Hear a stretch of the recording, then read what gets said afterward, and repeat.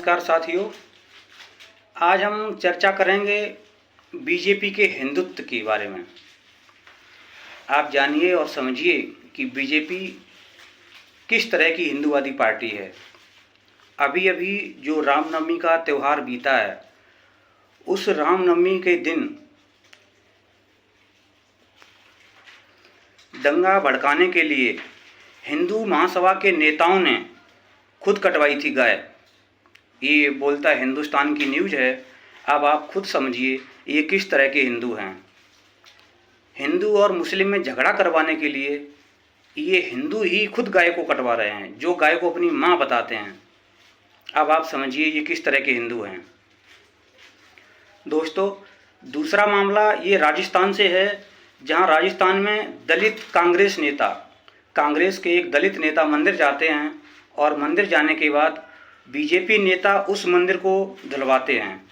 अब आप समझिए इनका हिंदुत्व कैसा है।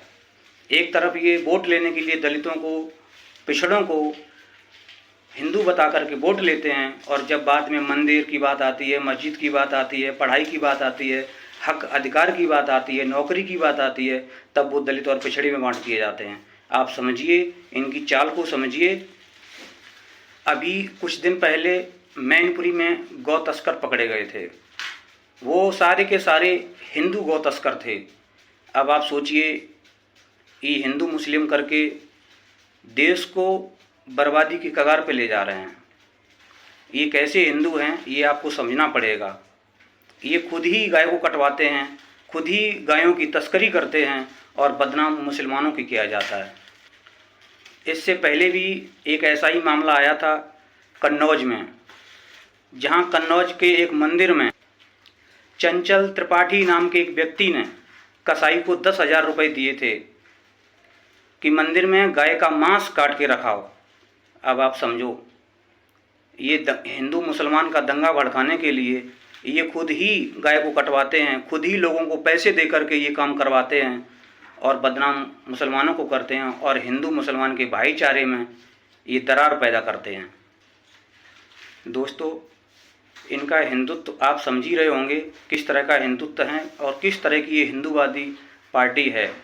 आप समझिए इसी तरह का भी एक मामला हरियाणा से आ रहा है, जहां राम रहीम को 21 दिन की पैरोल पर फिर से बाहर कर दिया गया है। जो बलात्कार का आरोपी है, बलात्कारी है, उसको बार बार ये पैरोल क्यों दे रहे हैं? आप बताइए। ये हिंदू मुस्लिम करते हैं और हमारी बहन बेटियों के साथ जो गलत काम करते हैं उनका ये साथ देते हैं। इसलिए हमारा सभी भाइयों से, सभी बहनों से ये कहना है कि आप इनकी राजनीति को समझिए, इनके उद्देश्यों को समझिए। ये अपनी राजनीतिक रोटियां सेकने के लिए, ये गद्दी पर बने रहने के लिए ये हम लोगों को आपस में लड़वाते हैं, ऐसी घटनाएं करवाते हैं और बदनाम मुस्लिमों को किया जाता है। उसके बावजूद भी पता चलने पर ऐसे लोगों पर कोई कार्रवाई नहीं होती है। ये आपके बच्चों को दंगाई बनाना चाहते हैं, ये आपके बच्चों का भविष्य बर्बाद करना चाहते हैं। इसलिए इनकी बातों में मत आइए। आप सोचिए कि ये हिंदू हिंदू हिंदू हिंदू दिन रात करते रहते हैं और जिसको ये माता मानते हैं उसी को ये कटवा देते हैं अपने फ़ायदे के लिए। दोस्तों, एक मामला आगरा से है और वो बहुत ही हास्यास्पद है। आप भी जानकर हैरान रह जाएंगे कि 30 महीने में एक महिला 25 बार माँ बनती है और उन 30 महीनों में 5 बार उसकी नसबंदी भी की जाती है, फिर भी उसके माँ बनने का सिलसिला जारी रहता है।